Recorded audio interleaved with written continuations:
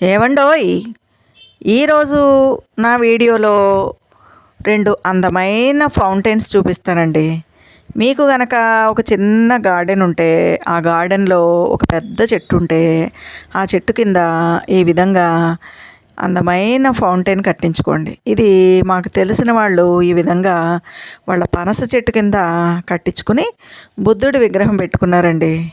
వాటర్లో ఈ బంతి పూలతోటి ఈ విధంగా డెకరేషన్ చేసుకున్నారనమాట. కాబట్టి మీ ఇంట్లో ఒక చిన్న గార్డెన్ ఉంటే ఈ విధంగా కట్టించుకోండి. ఇది ఇంకొంచెం పెద్ద సైజు ఫౌంటైన్ అండి. మా పాఠశాలలో దీన్ని నిర్మించడం జరిగింది. ముఖ్యంగా ఈరోజు ఈ వీడియోలో ఈ ఫౌంటైన్ ఎలా నిర్మించారు, మరి ఏ విగ్రహాలను పెట్టారు, మరి దీని చుట్టూ నేను ఎలాంటి మొక్కలను తీసుకొచ్చి గార్డెన్ తయారు చేశానో ఈ వివరాలన్నీ కూడా మీకు నేను చెప్పేస్తానండి. ఇంకెందుకు ఆలస్యం, మీరంతా నా ఛానల్కి వచ్చి ఓ లుక్ వేసి ఓ లైక్ వేసి వెళ్ళాలండోయ్. ఇదేనండి మా పాఠశాలలో కట్టించినటువంటి ఫౌంటైన్. మాత్రం కొంచెం పెద్ద సైజులో కట్టించారండి. ఇంతకుముందు మీకు చూపించిన దానికంటే కొంచెం పెద్దదనమాట. ఇదిగో ఈ విధంగా అండి. ఎందుకంటే 2 విగ్రహాలు పెట్టారండి. వినాయకుడి విగ్రహం, సరస్వతీదేవి విగ్రహం, 2 విగ్రహాలు పెట్టించారు కాబట్టి కొంచెం పెద్ద సైజు కట్టారనమాట. ముందుగా ఈ విధంగా ఇటుకలతోటి ఇలా నిర్మించారండి. తర్వాత టైల్స్ తీసుకొచ్చి ఈ విధంగా అతికించారనమాట. ఇది ఏ విధంగా అతికించారు, వాళ్ళ ఏ విధంగా పనిచేశారో ఈ వీడియోలో మీకు చూపించేస్తానండి. ఇదిగోండి, మీరు చూస్తూ ఉండండి. ఇదంతా పూర్తయ్యేలోగా నేను ఒక మంచి స్టోరీ చెప్తాను, అది వింటూ ఇదంతా మీరు చూసేయండి. అనగనగా ఒక రైతు ఉన్నాడండి. ఆ రైతు పొలంలో ఒక మామిడి చెట్టు ఉంది, ఒక వేప చెట్టు. ఈ 2 కూడా పక్క పక్కనే మొలిచాయి అన్నమాట. అయితే వాటిని గమనించినటువంటి పొలం యజమాని ఏం చేస్తాడంటే, ఆ మామిడి చెట్టుకి చక్కగా పాదు చేసి మంచి ఎరువు వేసి రోజు చక్కగా నీళ్లు పెట్టేవాడండి. ఈ వేప చెట్టు గురించి పెద్దగా పట్టించుకునేవాడు కాదు. అయినా సరే ఈ వేప చెట్టు చక్కగా పెరగడం మొదలుపెట్టిందనమాట. అయితే ఈ మామిడి చెట్టు ఏమనుకుందంటే, నేను చాలా గొప్పదాన్ని కాబట్టి రైతు నా పట్ల చాలా శ్రద్ధ చూపిస్తున్నాడు, అందుకే నా చుట్టూ చక్కగా పాదు చేశాడు, రోజు నీళ్లు పోస్తున్నాడు, మరి వేప చెట్టుకి కొంచెం నీళ్లు కూడా పోయట్లేదు అని అనుకునేదనమాట. దానికి చాలా అహంకారం కూడా పెరిగిపోయింది. అయితే కాలక్రమేణా 2 చెట్లు కూడా చాలా పెద్దగా పెరిగిపోయాయి అన్నమాట. ఇక పువ్వులు పూసి కాయలు కాయడం మొదలుపెట్టాయి. మరి మామిడి చెట్టు నిండా కూడా బోల్డన్ని మామిడికాయలు కాయడం మొదలుపెట్టాయండి. ఆ మామిడి పండ్లు ఎలా ఉన్నాయట, చాలా తీయగా ఉన్నాయన్నమాట. అదేవిధంగా ఈ వేప చెట్టు నిండా కూడా బోల్డంత పూత పోసి బోల్డన్ని వేపకాయలు కాయడం మొదలుపెట్టాయి అన్నమాట. కానీ మనందరికీ తెలుసు కదండి, వేప పండ్లు చాలా చేదుగా ఉంటాయి అన్నమాట. అయితే ప్రతి ఒక్కరు కూడా ఏంటి, మామిడి చెట్టు దగ్గరికి వచ్చి ఆ మామిడి పండ్లను కోసుకోవడం, చక్కగా తినడం, అబ్బా భలే ఉన్నాయి కదా, తీయగా ఉన్నాయి కదా అని ఆ మామిడి చెట్టుని పొగడడం, ఇవన్నీ కూడా చేసేవారనమాట. దాంతో ఈ మామిడి చెట్టుకి గర్వం మరింత పెరిగిపోయిందనమాట. మరింత పెరిగిపోయి వేప చెట్టుని చాలా చులకనగా చూడడం మొదలుపెట్టిందనమాట. అది గమనించినటువంటి వేప, ఏమండి మామిడి గారు, ఏమిటి ఇటీవల నాతో మునుపట్ల మీరు ఉండట్లేదు అని అడుగుతుందనమాట.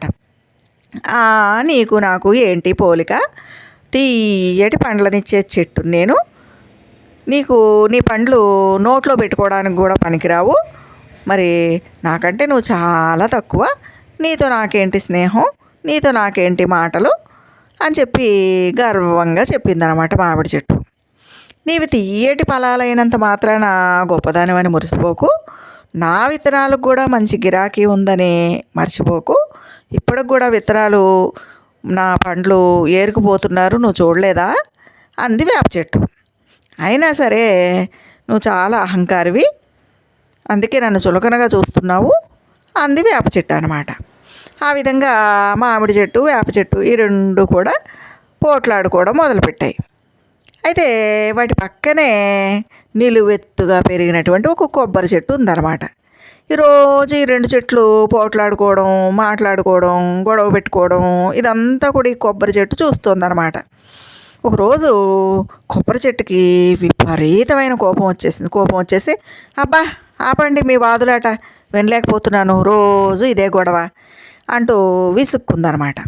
వెంటనే మామిడి చెట్టు అంది కదా, అదేంటి కొబ్బరి చెట్టు గారు అలా విసుక్కుంటారు, మా ఇద్దరిలో ఉత్తమ చెట్టు ఏంటో మేమే తేల్చుకోలేకపోతున్నాం, అందుకే గొడవ పడుతున్నాము అనేసి మామిడి చెట్టు చెప్పిందనమాట. ఇక పోనీ మీరైనా చెప్పండి, మా ఇద్దరిలో ఎవరు గొప్ప? ప్రతిరోజు ఏదో గొడవ జరుగుతుంది మా ఇద్దరికి, కాబట్టి ఈ గొడవ తీరిపోతుంది కదా, ఎవరి మానాన్ని వాళ్ళు బతుకుతాం అంది వేప చెట్టు. పిచ్చి ముక్కల్లారా, ఒకరు గొప్ప ఏంటి, ఒకరు తక్కువేంటి? మన చెట్లు దేనికవే గొప్పవి, ప్రతిదీ ఏదో ఒక ప్రత్యేకతను కలిగి ఉంటుంది. ఇకనైనా మీ గొడవ మానుకోండి అని మందలించింది కొబ్బరి చెట్టు. కానీ తమలో ఉత్తమ చెట్టు ఏదో తేల్చి చెప్పమని నిలదీసింది మామిడి చెట్టు. సరే అంతగా అడుగుతున్నావు కాబట్టి చెబుతాను, చెప్పాక బాధపడకూడదు మరి అంది కొబ్బరి. అలాగే అంటూ రెండు చెట్లు తలూపాయి అన్నమాట. అయితే నా దృష్టిలో వేప చెట్టే చాలా ఉత్తమమైంది అని చెప్పింది కొబ్బరి. ఎలా చెప్పగలవు అంది మామిడి చెట్టు. మధురమైన మామిడి ఫలాలు తినడానికి అందరూ ఇష్టపడతారు, తిన్నవారికి రుచిని తృప్తిని ఇస్తాయి. కానీ వేప పండ్లు తినడానికి చాలా చేదుగా ఉంటాయి. కానీ వేప పండ్లు, విత్తనాలు, ఆకులు అన్నీ కూడా ఎన్నో ఔషధ గుణాలు కలిగి ఎన్నో రోగాలను నయం చేయడానికి ఉపయోగపడతాయి. అలాంటి మంచి లక్షణాలు కలిగినటువంటి వేపను ఉత్తమ చెట్టుగా నేను నిర్ణయించాను, ఇక మీ ఇష్టం అని చెప్పింది కొబ్బరి. అదేం లేదు, నేనంటే నీకు అసూయ, అందుకే వేప చెట్టుకు మద్దతు ఇచ్చావు, నీ తీర్పుని నేను అంగీకరించను అని కోపంగా అంది మామిడి. ఆ విధంగా రోజులు గడిచిపోతూ ఉన్నాయన్నమాట. ఒకరోజు మామిడి చెట్టుకి అంతు పట్టని చీడపీడలు సోకాయన్నమాట. వేరులో కుళ్ళు తెగులు పట్టింది, ఆకులు కాయలు రాలిపోవడం మొదలుపెట్టాయి, కొమ్మలు కూడా అక్కడక్కడ ఎండిపోవడం మొదలుపెట్టాయి. దాంతో మామిడికి పట్టిన తెగులేంటి అని రైతు గమనించాడు. వెంటనే వేప చెట్టు కింద రాలి ఉన్న కాయలను బాగా దంచి పొడి చేసి దాన్ని మామిడి చెట్టు మొదట్లో వేశాడనమాట. దాంతో మామిడి వేరుకు పట్టినటువంటి పురుగు నశించిపోయి అది తిరిగి ఆరోగ్యంగా తయారైంది. అప్పుడు మామిడి చెట్టుకి కనువిప్పు కలిగిందనమాట. కొబ్బరి చెట్టు చెప్పినట్లు తీయని పండ్లను ఇవ్వడం గొప్ప కాదు, ఆరోగ్యాన్ని ఇవ్వడమే గొప్ప అన్న విషయాన్ని మామిడి చెట్టు తెలుసుకుంది. వెంటనే మామిడి చెట్టు వేప చెట్టుని ఉత్తమమైన చెట్టుగా అంగీకరించి తిరిగి తన స్నేహాన్ని కొనసాగించిందనమాట. విన్నారు కదా, ఈ కథలో నీతి ఏంటంటే ఎవరిని చిన్న చూపు చూడకూడదు అనేది ఈ కథలోని నీతి అండి. అయితే నేను ఇక్కడ పువ్వుల మొక్కలు పెట్టాను కదండి, మరి ఈ పువ్వులు మొక్కలు నేను ఎక్కడి నుంచి తీసుకొచ్చాను, మరి ఈ గార్డెన్ ఎలా తయారు చేశాను, ఇవన్నీ కూడా మీకు చెప్తానండి. నేను నా ఛానల్లో వెన్నెల నర్సరీ అనేటటువంటి ఒక నర్సరీ వీడియో ఉందండి, అది చూడండి. ఆ నర్సరీ అబ్బాయి ఆ శ్రీనివాస్కి ఆర్డర్ ఇచ్చి నేను ఆంధ్ర నుంచి మొక్కలు తెప్పించానండి. ఇవి మధుకామిని ప్లాంట్స్ అన్నమాట. ఇవి చెట్టు నిండా తెల్లటి పువ్వులు విరగబోస్తాయండి, ఇంకా అద్భుతమైనటువంటి సువాసనలు వెదజల్లుతాయి అన్నమాట. ఒక్క మొక్క 450 రూపాయలండి. మరి ఈ మొక్కల్ని నేను ప్రత్యేకంగా ఆర్డర్ ఇచ్చి మరి కడియం, తూర్పుగోదావరి జిల్లా కడియం నుంచి వీటిని నేను తెప్పించానండి. ఈ విధంగా ఈ మధుకామిని ప్లాంట్స్ని ఒక 20 మొక్కలు తీసుకున్నానండి. పెద్ద సైజు మొక్కలు ఒక 10 తీసుకున్నాను, కొంచెం చిన్న సైజు చిన్న బ్యాగ్స్ మొక్కలు ఒక 10 మొక్కలు తీసుకున్నానండి. ఎందుకంటే ఈ వినాయకుడు సరస్వతీదేవి దగ్గర అన్ని వైట్ పూల గార్డెన్ పెడదాం అనేది నా ఆలోచన అనమాట. అక్కడ మంచి సువాసన వచ్చేటటువంటి పువ్వులు, ఇంకా చెట్టు నిండా తెల్లటి పువ్వులు విరబోసి ఉంటే అందంగా ఉంటుంది కాబట్టి అక్కడ వైట్ పూల గార్డెన్ తయారు చేయాలి అనుకుని నేను ఈ మొక్కల్ని నేను సెలెక్ట్ చేసుకున్నానండి. ఈ చెట్లు చాలా బాగా పెరుగుతాయండి. చక్కగా గుబురులాగా పెరుగుతాయి. ఎప్పటికప్పుడు మనం కట్ చేసుకోవాలి. చెట్టు నిండా తెల్లటి పువ్వులు గుత్తులు గుత్తులుగా పూస్తాయండి. ఇంకా చాలా అద్భుతమైనటువంటి సువాసనలు వెదజల్లుతాయి అన్నమాట. ఈ చెట్లు ఉన్న చోట మనకి పాలినేషన్ కూడా బాగా జరుగుతుందండి. కాబట్టి ఈ మొక్కల్ని నేను తీసుకున్నాను అనమాట. మన ఇక్కడ దొరకవండి మొక్కలు. నేను అందుకే అక్కడి నుంచి ప్రత్యేకంగా ఆర్డర్ ఇచ్చి మరీ తెప్పించాను అనమాట. తర్వాత వీటితో పాటు చిన్న మొక్కలు ఒక రేటు, పెద్ద మొక్కలు ఒక రేటు అండి. పెద్ద మొక్కలు అయితే 450 రూపాయలు, చిన్న మొక్కలు అయితే 350 రూపాయలండి. మొత్తం 20 మొక్కలు తీసుకున్నాను. చూసారు కదా, ఇవన్నీ నర్సరీలో అబ్బాయి లెక్క పెడుతున్నాడండి. వెన్నెల నర్సరీలో తూర్పుగోదావరి జిల్లా కడియం నుంచి తీసుకొచ్చాడండి. కడియం అంటే అదేదో తినే ఒడియం అనుకునేరండోయ్. అది కడియం అంటే తూర్పుగోదావరి జిల్లాలో ఒక ఊరండి. ఆ ఊరు స్పెషాలిటీ ఏంటంటే ఆ ఊర్లో ఉన్నటువంటి ప్రతి ఇల్లు ఒక నర్సరీ అండి. మొత్తం అక్కడే తయారవుతాయండి మొక్కలన్నీ. పూల మొక్కలు, పండ్ల మొక్కలు, ఔషధ మొక్కలు, ఇంకా షో ప్లాంట్స్, ఇండోర్ ప్లాంట్స్, ఇంకా సమస్తమైనటువంటి మొక్కలు తయారయ్యేటటువంటి ఊరు ఏంటంటే తూర్పుగోదావరి జిల్లాలోని కడియం అండి. దేశ విదేశాలకి అక్కడి నుంచి మొక్కలు సప్లై అవుతాయి అన్నమాట. కాబట్టి ప్రతి ఇంట్లోనూ ఒక నర్సరీ ఉంటుందండి. ఇంకా ఆ ఊరంతా ఇక అదే పని అనమాట. అయితే అక్కడ గోదావరి జిల్లాల్లో కొన్ని కొన్ని ఊర్లు ఫేమస్ అండి. ఉదాహరణకి ఆత్రేయపురం అన్నారనుకోండి. ఆత్రేయపురం అనేటటువంటి ఊరు పూతరేకులకు ఫేమస్ అండి. మీరు ఆ ఊరికి వెళ్తే ప్రతి ఇంట్లోనూ పూతరేకులు తయారు చేసి వాటిని దేశ విదేశాలకు పంపి అమ్ముతూ ఉంటారండి. అలాగా చాలా ఫేమస్ అనమాట కడియం అనేది. అక్కడ దొరకని మొక్క అంటూ ఉండదండి. ఇంకా కడియం మీరు వెళ్ళారు అంటే మాకు మొక్క దొరకలేదు, మేము తిరిగి వచ్చాము అనడానికి ఉండదన్నమాట. అంత అందమైన పూల మొక్కలు, పండ్ల మొక్కలు, ఔషధ మొక్కలు, ఇంకా మనకు అసలు ఇంకా చాలా రకాలు తెలియవండి. అంత అందమైన లక్షల్లో రేట్లు కూడా ఉంటాయి అన్నమాట. వందలు వేలు కాదండి, లక్షలు ఖరీదు చేసేటటువంటి మొక్కలు కూడా ఉంటాయి అన్నమాట. అక్కడ దేశవాళీ మొక్కలు కూడా దొరుకుతాయండి. ఇంకా మనకి హైబ్రిడ్ కూడా దొరుకుతాయి. దేశవాళీ మొక్కలను వేసుకున్నాం అనుకోండి, అది కాయలు కాయాలంటే 6 సంవత్సరాలు దాటాలండి. 6 నుంచి 10 సంవత్సరాల లోపల కాయలు కాస్తాయి. అదే మనం హైబ్రిడ్ వేసుకుంటే కనుక మనకి 3 ఏళ్లలోనే కాయలు కాస్తాయండి. ఇంకా కడియంలో స్పెషాలిటీ ఏంటంటే 5 సంవత్సరాల వయసు ఉన్నటువంటి మొక్కలను కూడా అమ్ముతారండి. చాలా పెద్ద పెద్ద బ్యాగ్స్లో అమ్ముతారు. కాకపోతే అవి ఎక్కువ రేటు ఉంటాయి. అవి తీసుకొచ్చి వేయగానే అదే సంవత్సరం కాయలు కాసేస్తాయండి. కాయలతో ఉన్న మొక్కల్ని ఇస్తారనమాట. ఈ అబ్బాయి కూడా కాయలతో ఉన్న మొక్కలు చాలా తీసుకొచ్చాడండి. ఇగో ఇవి 100 వరహాలండి, ఇగ్జోరా అంటాం కదా. ఇవి కూడా నేను వైట్ కలర్ ఒక 10 మొక్కలు తీసుకున్నానండి. తీసుకుని నేను మట్టి రెడీ చేయించాను అనమాట. ఎర్రమట్టి తీసుకున్నామండి.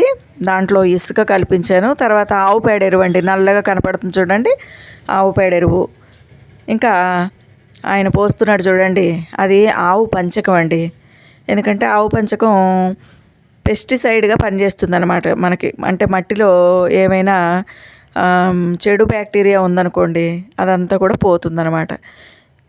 మనం మొక్కలు పెట్టుకునే మట్టిలో తప్పనిసరిగా ఆవు పంచకం కలుపుకోవాలండి. ఎందుకంటే వాతావరణంలో వచ్చేటటువంటి మార్పుల్ని ఈ మొక్క తట్టుకునేటటువంటి శక్తిని ఆవు పంచకం ఇస్తుందండి. ఇంకా ఆవు పంచకంలో ఎంజైమ్స్, హార్మోన్స్ ఉంటాయి కాబట్టి ఆ మొక్కకి గ్రోత్ ప్రమోటర్గా ఇది పనిచేస్తుంది అనమాట. ఆవు పంచకంలో 95% నీరే ఉంటుందండి. ఇంకా యూరియా ఉంటుంది, మినరల్స్ ఉంటాయి కాబట్టి మొక్క చాలా పచ్చగా తయారవుతుందండి. మంచి గ్రీనరీ తోటి ఇంకా బుషీగా తయారవుతుందన్నమాట. కాబట్టి ఇంకా ఆవు పంచకం అనేది ఏంటంటే ఎంత నిలువ ఉంటే అంత మంచిదండి. కాబట్టి తప్పనిసరిగా ఆవు పంచకం మనం కలుపుకోవాలి. ఇంకా భూమి యొక్క pH స్థాయి సమతుల్యంగా ఉండేలా కూడా చేస్తుందన్నమాట. కాబట్టి ఆవు పంచకం వేసుకోవాలండి. తర్వాత ఇది ఆవు పేడ నల్లగా ఉంది చూడండి, ఒక 6 నెలల పాటు బాగా మాగినటువంటి ఆవు పేడ. ఇది పాఠశాలలో మా స్కూల్లో పెంట ఉంటుందండి. అంటే ఆవు పేడ అంతా ఒక చోట వేస్తారు కదా, తెలుసు కదా, పెంట కుప్ప. అక్కడ బాగా మాగినటువంటి ఆవు పేడ అనమాట. మా పాఠశాలలో ఉన్నటువంటి ఆవు దేశవాళీ నాటు ఆవు అండి, ఆవు పేడ. ఇది కూడా దీంట్లో కల్పిస్తున్నాను అనమాట. ఇందులో మట్టి ఎప్పుడు కూడా పొడి పొడిగా ఉండాలండి, ముద్ద ముద్దలాగా ఉండకూడదు. అందుకని మనం తెచ్చుకున్నటువంటి మట్టి ఎర్రమట్టి అయినా నల్లమట్టి అయినా కానీ తప్పకుండా దాంట్లో సరిపడా ఇసుక కలుపుకోవాలి, ఇంకా ఎరువు కలుపుకోవాలి, ఆవు పంచకం కలుపుకోవాలి, ఇంకా వరి పొట్టు ఉంటే అది కూడా కలుపుకోవచ్చండి. ఇంకా మన ఇంట్లో కిచెన్ కంపోస్ట్ ఉంటే అది కూడా కలుపుకోవచ్చు. ఇంకా ఆకులు ఉంటాయి కదండి, ఎండిన ఆకులు కూడా కలుపుకోవచ్చండి. ఆ విధంగా కలుపుకుని ఈ మట్టిని మనం సారవంతం చేసుకోవాలన్నమాట. అలా చేసుకుంటేనే అందులో మొక్క చక్కగా పెరుగుతుందండి. అంతేగాని వట్టి మట్టిలో ఎలాంటి బలం ఉండదన్నమాట. చూడండి ఈయన ఎలా కలుపుతున్నాడో అంతా కలిసేలాగా కలుపుకోవాలండి. ఇటు ఎర్రమట్టి, ఇటు ఇసుక, ఆవు పంచకం, ఆవు పేడ ఇవి మాత్రమే వేయించానండి నేను ఇందులో. ఇవన్నీ మీకు వరి పొట్టు అంటే ఊక దొరికిందనుకోండి అది కూడా కలుపుకోవచ్చు అనమాట. కొంచెం ఇసుక తగ్గించుకుని అది కూడా కలుపుకోవచ్చు. చూసారు కదా, ఇలా కలుపుకుంటే ఏమవుతుందంటే మట్టి చక్కగా గుల్లగా తయారవుతుందండి. ఇంకా ఆవు పేడలో మంచి బ్యాక్టీరియా ఉంటుందండి. 100 గ్రాముల ఆవు పేడలో 500 కోట్ల మంచి బ్యాక్టీరియా ఉంటుందంటండి. అది భూమికి చాలా మంచి చేస్తుంది అనమాట. ముఖ్యంగా ఎర్రలు బాగా వస్తాయండి, ఎర్త్వామ్స్ అంటాం కదా, అవి ఉండడం వల్ల ఏమవుతుందంటే భూమి గుల్లగా తయారవుతుంది. అంతేకాకుండా ఆ ఎర్త్వామ్స్ విడిచిపెట్టేటటువంటి వ్యర్థ పదార్థం ఉంటుంది కదండి, అది మొక్కకి బలం అన్నమాట. కాబట్టి వాటి కోసం ఈ ఎర్రలు పెరగడం కోసం ఈ ఆవు పేడ వేసుకోవాలండి. ఆవు పేడ వేసుకుంటే మొక్క చాలా ఆరోగ్యంగా పెరుగుతుందండి. కాబట్టి తప్పనిసరిగా ఇవి కలుపుకోండి. ఎక్కడైనా ఆవు పేడ తెచ్చుకోండి, అది కూడా దేశవాళీ ఆవు పేడనండి. వేరే ఆవు పేడలు అయితే మళ్ళీ ఈ మంచి లక్షణాలు ఏమీ ఉండవన్నమాట. కాబట్టి ఏదైనా గోశాలకు వెళ్ళి చక్కగా ఆవు పేడ తెచ్చుకుని వేసవికాలం అసలు పిడకలు వేసి పెట్టుకుని అవి స్టోర్ చేసి పెట్టుకుంటే ఎప్పుడంటే అప్పుడు మనకి ఎరువుగా పనికొస్తాయండి. చూసారు కదా, ఇది పెయింట్ డబ్బాలండి. పెయింట్ డబ్బాలకి అడుగున 4 రంధ్రాలు పెట్టించి ఆ రంధ్రాల మీద 4 రాళ్ళు పెట్టించానండి. పెట్టించి ఈ విధంగా మొక్క నాటించానమాట. మా స్కూల్లో మొక్కలు పెట్టించే బాధ్యత నాదేనండి. మొక్కల పని అంతా కూడా నాదే అనమాట. స్కూల్ హెచ్ఆర్గా నేను ఈ మొక్కల పని అంతా నేనే చూసుకుంటాను. అయితే ఇది మొక్క ఎప్పుడు కూడా ఏం చేయాలంటే ఆ మొక్కకు ఉన్నటువంటి మట్టి తీయకూడదండి. మనం ఆ మొక్కకున్న మట్టి కనుక మనం తీసేసామంటే, వట్టి వేరున్న మొక్క పెట్టామంటే అది బతకదండి, చాలా వరకు చనిపోయే అవకాశం ఉంటుంది. కాబట్టి ఆ పేపరు, ఆ కవర్ ఉంటుంది కదండి, మట్టి చుట్టూ కవరు, అది ఒక్కటే తీయాలన్నమాట. తీసి ఆ మట్టి గడ్డ అలాగే ఉండే విధంగా జాగ్రత్తగా ఇలా కుండీలో పెట్టేసి మిగిలినంత మట్టి ఈ విధంగా కప్పేయాలండి. చూసారు కదా, ఇట్లా ఈ విధంగా కప్పాలి. అయితే వాళ్ళు కూడా ఎరువులు వేస్తారు కదండి, ఆ మట్టి కూడా మంచిదే. వాళ్ళు ఇచ్చిన నర్సరీ వాళ్ళు ఇచ్చేటటువంటి మట్టి కూడా మంచిదే. అయితే దీనికి కొత్త అనేది ఉండదండి మొక్కకి. ఆ మట్టి తీసేసి మనం ఒకేసారి సడన్గా మన దగ్గర ఉన్న కొత్త మట్టిలో పెట్టామనుకోండి, ఆ మొక్క షాక్కి గురవుతుంది అనమాట. ఇంకా మొక్కలు తీసుకురాగానే ఎప్పుడు పెట్టకూడదండి, ఒక వారం రోజులు అలా ఉంచేయాలన్నమాట. మన వాతావరణానికి ఆ మొక్క అలవాటు పడాలండి. అందుకని మన నర్సరీ నుంచి మొక్కలు తీసుకురాగానే గబగబా కుండీల్లో పెట్టేయకూడదనమాట. ఇవి నేను తీసుకొచ్చి 10 రోజులు అయిందండి అప్పుడే. ఆ విధంగా ఓ పక్కకు పెట్టేసి అలా ఉంచేసామన్నమాట. అలా ఉంచి చక్కగా ఆ వాతావరణానికి అలవాటు అయ్యేలాగా చేయాలన్నమాట. ఆ తర్వాత మెల్లగా కుండీలో ఎరువు కలిపి ఆ మట్టి పెట్టుకొని మొక్కతో పాటు వచ్చినటువంటి మట్టి డిస్టర్బ్ అవ్వకుండా జాగ్రత్తగా కవర్ మాత్రమే తీసేసి కుండీల్లో పెట్టి అప్పుడు మిగిలిన మట్టి నింపాలండి. ఈ విధంగా కుండీలు సెట్ చేయించానండి, బకెట్స్. చూసారు కదా, ఈ లైన్ అంతా కూడా మధుకామిని ప్లాంట్స్ అండి. ఒక వరుస ఏమో 5 మొక్కలు, ఒక వరుస 5 మొక్కలు పెట్టించానండి.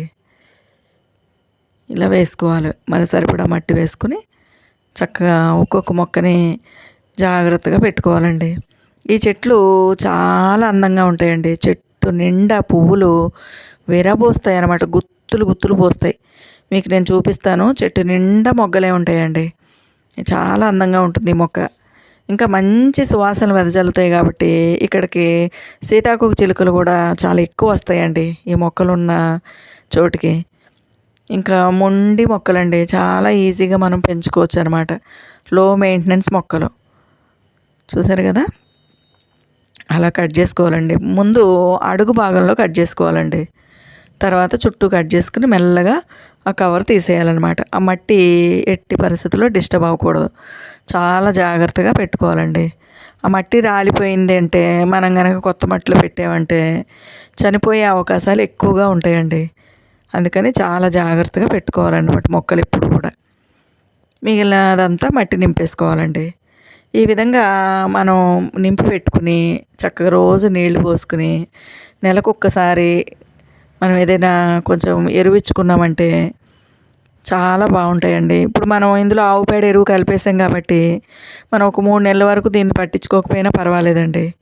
అది ఆవు పేడలో ఉన్న గొప్పతనం ఏంటంటే మెల్లమెల్లగా పనిచేస్తుందండి. అది ఒకేసారి పనిచేయడం కాదు, మెల్లమెల్లగా ఆ మొక్కకి బలాన్ని ఇస్తుందన్నమాట. చాలా స్లోగా బలాన్ని ఇస్తుందన్నమాట. కాబట్టి ఆవు పేడ ఎరువు తప్పకుండా కలుపుకోవాలండి.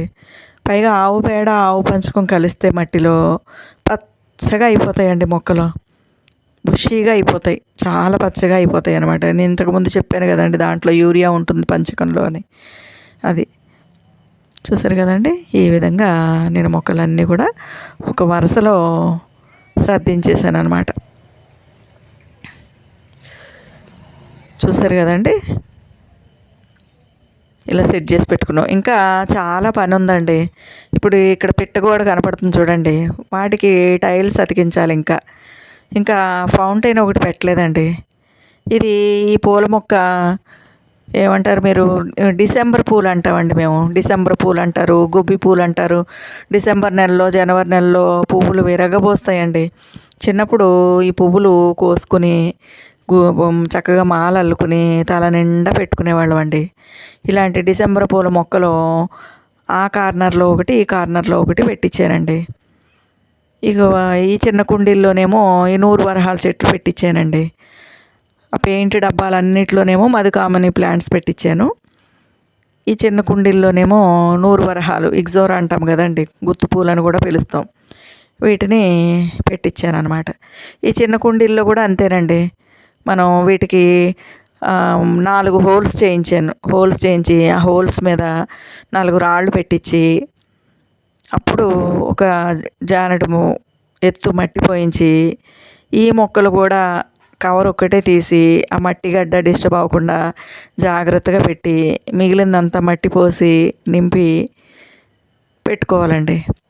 ఆ విధంగా చిన్న కుండీలన్నిటిలోనూ పెట్టించి వినాయకుడి దగ్గరగా సర్కిల్ ఉంది చూడండి ఫౌంటైను, దాని మీద వరుసగా గుండ్రంగా పెట్టించానండి. లోపల ఖాళీ ప్రదేశంలోనేమో 2 లైన్లు మధుకామిని ప్లాంట్స్ పెట్టించాను. ఈ పైన గట్టు మీద 100 వరహాల చెట్లు పెట్టించానండి. ఇక్కడ వినాయకుడి దగ్గర సరస్వతీదేవి దగ్గర ఉన్న ఆ చిన్న గార్డెను మొత్తం వైట్ ఫ్లవర్సేనండి, వేరే కలర్ ఏమీ పెట్టలేదు. మొత్తం అన్నీ కూడా తెల్లటి పువ్వులు పూసేటటువంటి మొక్కలు మాత్రమే అక్కడ నేను పెట్టాను అనమాట. చూసారు కదా, ఇక వీళ్ళు రాళ్ళు వేస్తున్నారండి. ఖచ్చితంగా రాళ్ళు వేసుకోవాలండి. 4 రంధ్రాలు పెట్టుకోవాలి.